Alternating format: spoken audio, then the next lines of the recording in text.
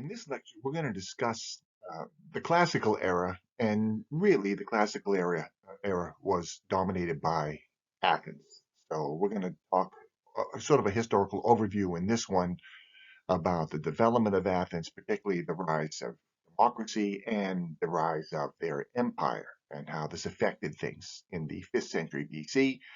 And then in the next lecture, we'll look at the Periclean building program itself, main monuments. So, so I have an outline here, and we talked about the the Athenian tyranny with the expulsion of the tyrants, and all these tyrannies sort of subsided over time. No tyranny in Greece; they were a temporary thing, sort of like a process of transition. No tyranny lasted beyond the third generation, and in Athens, not beyond the second generation. After Pisistratus died, his sons became sort of hostile to the oligarchy. One was killed, the other one, Hippias, was ultimately driven out of Athens, and Athens proceeded to move in the direction of democracy. This is a rather complicated process, but what we know is that by about 460 BC, Athens moved to this level of one man, one vote, isonomia, equality before the law. And to encourage this, to encourage participation, increasingly the Athenian democratic leadership moved in the direction of paying Athenian citizens to participate in the political process, paying them to participate on juries, paying them if they sat on committees. And ultimately, we call this paying them to attend the assembly meetings that you have to have votes, and these would happen at least 4 times a month. And so we call this radical democracy, pay for service. This was a political process um, sort of achieved, culminating in the leadership of Pericles, the great Athenian political leader. We are told when he died during the plague in 429 BC that he had been the lead general, the commander in chief of the Athenian government for 17 consecutive years. That gets us back to um, the 440s, and we know that he was general before that. And so from about 460 down to his death in 429, he was the dominant political figure. And really, many of the factors involved in this, the rise of the democracy, the rise of the empire, the Athenian building program, these all somehow are sort of were dominated by Pericles himself. Now, during the Persian Wars, Athens, let's go back a little bit, Athens became, under the tyranny, a major production center, and it had a lot of trade. And there was a decision was made to protect the trade, to use a newly found vein of silver in the Laurion mines to build a fleet of 200 state-of-the-art warships. These are called triremes. Athens built this fleet. Sort of the leadership, Themistocles, had a hint that there was going to be conflict with Persia, but mainly it was simply you really couldn't trade in the open seas without risk of piracy and what have you. And so most trading ventures went and were escorted by warships. It was convoys, we might think of it that way. And so by building this fleet, Athens had basically one half of the fleet that was put together by the Greeks to fight the massive Persian war fleet, about 400 warships versus about 1,200 warships on the Persian side at the Battle of Salamis. But using tactics to their advantage, the Athenians were able to win the battle and drive the Persians, start the process of driving the Persians out of Greece. Now, the problem with that was there were other Greek states throughout the Aegean that had been taken over by the Persians, and they wanted to be liberated. Sparta, which had led the infantry uh, command against the Persians, especially at the Battle of Thermopylae and again at the Battle of Plataea in 479, they did not have the means to assume this liberation process. They were not a naval power. They didn't have ships. There was no way to besiege these harbor cities along the Aegean coast. They tried to direct this, it failed, and so they withdrew and they allowed Athens to fill the void.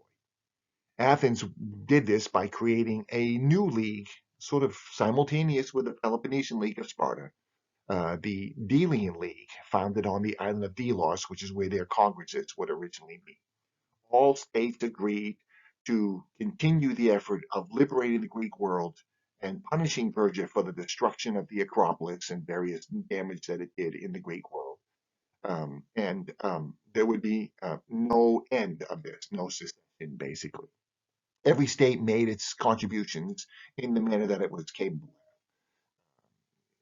Um, um, and so the Athenians used this league, of which they represented at least half of it, to liberate Greek states one by one throughout the Aegean. The Persians sent a relieving force. They met it on the south coast of Anatolia at the Ramadan River around 469 and defeated that as well. And with that, that opened up the entire eastern Mediterranean seaboard to dealing league operations. Within a few years, the dealing league landed an expeditionary force in Egypt to liberate that province from the Persian Empire. So the whole Persian sort of strategy of even getting involved in Greece, it wasn't a big deal that they lost the Persian Wars. Embarrassing, but it was not pivotal. But now that the Delian League was invading members of the Persian Empire, Cyprus, the south coast of Anatolia, and Egypt, now it was a strategic threat, and sort of a conflict was on.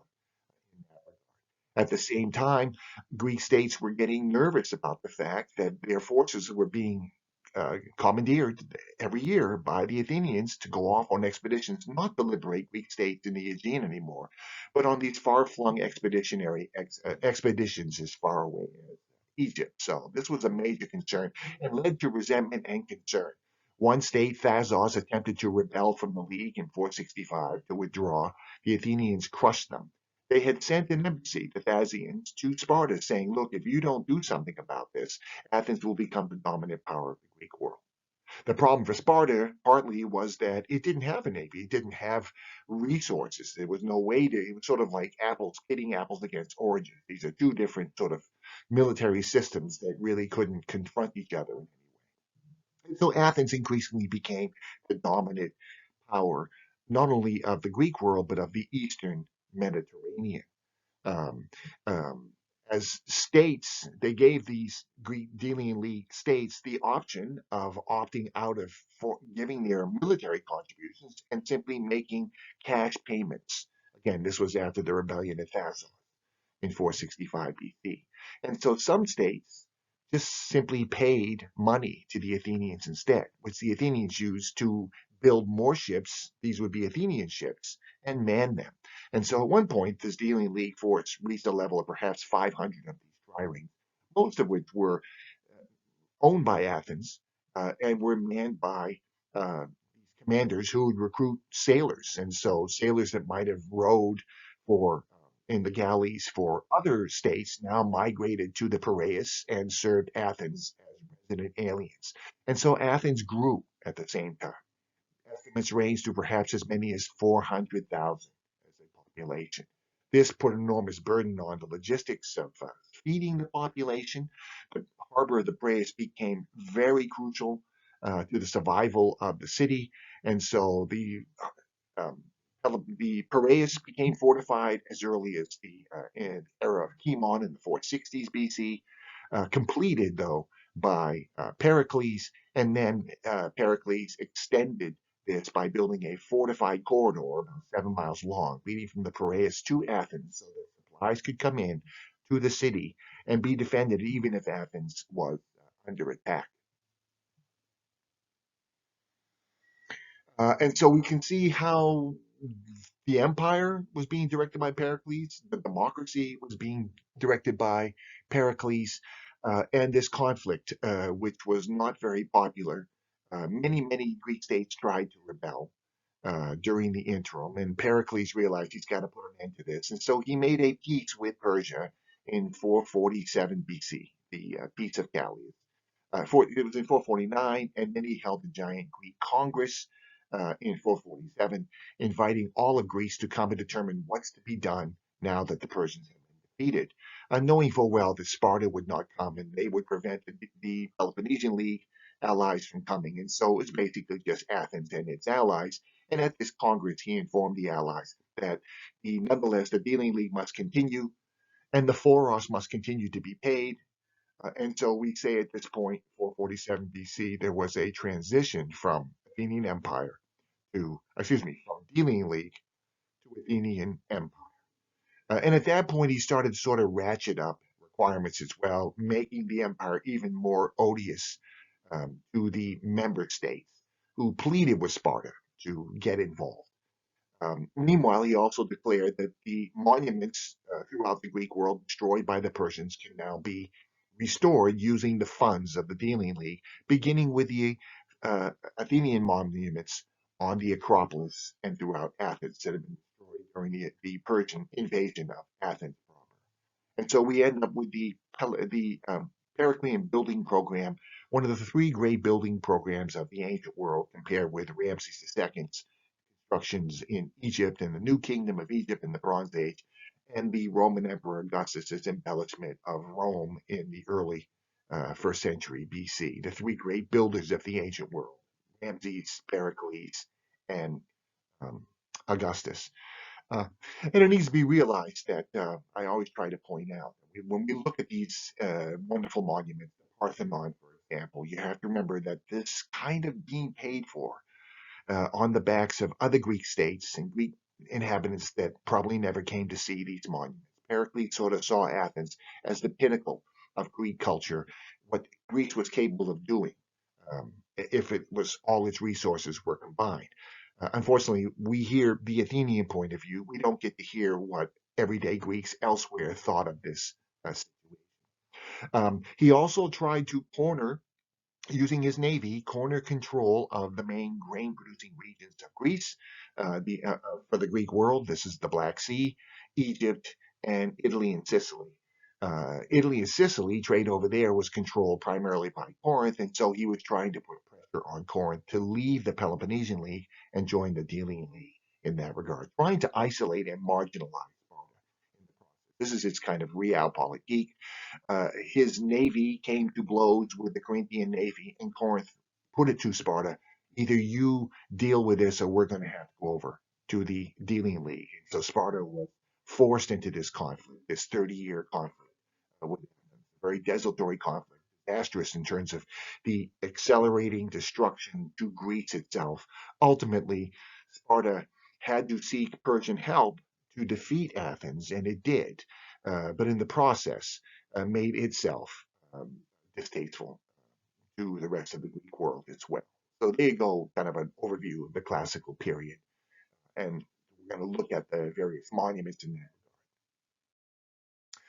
Here's a map of the Athenian Empire. I don't know how clear it is, but it's important to recognize that almost every major Aegean city throughout the Aegean, especially those on the coast, maritime cities, with the exception of the Peloponnese. I think Argos did join it, Megara joined it, for example. More than 300 city states were members of this Delian League.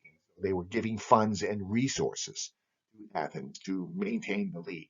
By the outbreak of the Peloponnesian War, only three states, the great islands of Lesbos, Chios, and Samos, were still providing their military contingents. All the rest had switched over to making cash payments to Athens. And we know that they had a sort of emergency treasury, which got moved to the Acropolis in Athens from Delos, of some 2,000 talents of bullion, silver, that they could spend to protect themselves, if necessary, during the Peloponnesian War. Just some slides on the Piraeus. It is still one of the major harbors of the world. Um, um, it was completely fortified by Themistocles and Cimon. Here we can see a Hellenistic tower in the lower left. Um, it had a major harbor, and that's in the model and in the main photograph above. The sort of rectangular harbor in the background, that is the main harbor, and then it had two smaller harbors, Zea and the Munichian harbor, where the navy was maintained. Here we can see the ship sheds to maintain the navy. You can see the trireme right here. A trireme was a galley with a beak on it for ramming purposes. A trireme required about 170 rowers and about 30 Marines on it. So each ship had about 200 on them. They had to be pulled up frequently, every few months, and their hulls had to be scraped of their barnacles to reduce drag and then repolished and reselected. So the Athenians had to have ship sheds able to accommodate these ships, these large sort of, storage garages for the ships. Um, they also, again, fortified it. Here you can see above the long walls and the fortifications of Athens and the Piraeus. This enabled Athens during the Peloponnesian War to withstand attempted assault by the Spartan army. The Spartans would march during their campaign season into Attica and start destroying the farms of Attica in order to force the Athenians to come out and fight. Pericles knew they had that the Spartans lacked the logistical means to stay out there for any length of time. And so he would pull in the population into the city, try to wait them out. They would leave, and then the Athenians could go out and sort of fix the damage right there. On the far left, you can see the remains of the long walls in the parade. Here are remains of ship sheds in the Piraeus. On the left, we have the cuttings for the ship sheds. On the right, we actually have a dragway, a ramp that the ship would be pulled up on. Another feature that's important, that we'll won't spend a lot of time on it, the Agora. This was the main political and religious and commercial and judicial center of Athens. It is excavated by an American institute known as the American School of Classical Studies in Athens. This is the foremost American excavation overseas anywhere in the world. You can have a model of the remains, including the round building, the thalos. This is where the council would meet to dine at night because someone on the council, a group of 50, had to be on call at any given time. In the lower left, you can see the remains of the thalos right there. A great temple sort of overlooked the whole place. This is the Hephaestion, built by Pericles, part of his building program. It was converted into a church in the Middle Ages and survived right up until like the 1920s when it was caught on fire. And now you can see it in the background, in the view of the Agora today. One of the things that occurred in the Agora was the ostracism. So one of the ways that democracy worked is if there was conflict and what the worst case scenario in any democracy was gridlock, equally divided factions, so nothing could get done. The Athenians had a process where they would take an unpopularity contest. They would take a vote and they would scratch their name of the person they wanted to expel from Athens on pieces of pottery. And then whoever, if they had a quorum of maybe 6,000 voters, whoever got the most votes had to leave Athens for 10 years. So it was a way of getting rid of one point of view or another. Obviously, it was a prominent politician. There you can see in the remains the described Themistocles in the expulsion of Themistocles and Aristides. Actually, it was Aristides who was expelled. Lower upper right, we have Pericles, the great political thinker, the great vision of Athens, who made Athens what it was in the 5th century BC. Um, um, Brilliant politician. He actually kind of got bored with politicians themselves, and he hung out with the likes of Phidias, the sculptor, Sophocles, the tragedian, Herodotus, the historian. He was an intellectual luminary as well as a politician. And in the lower left, we have the view, restored view of the Hephaestion in Athens. So there's a quick overview of the political development in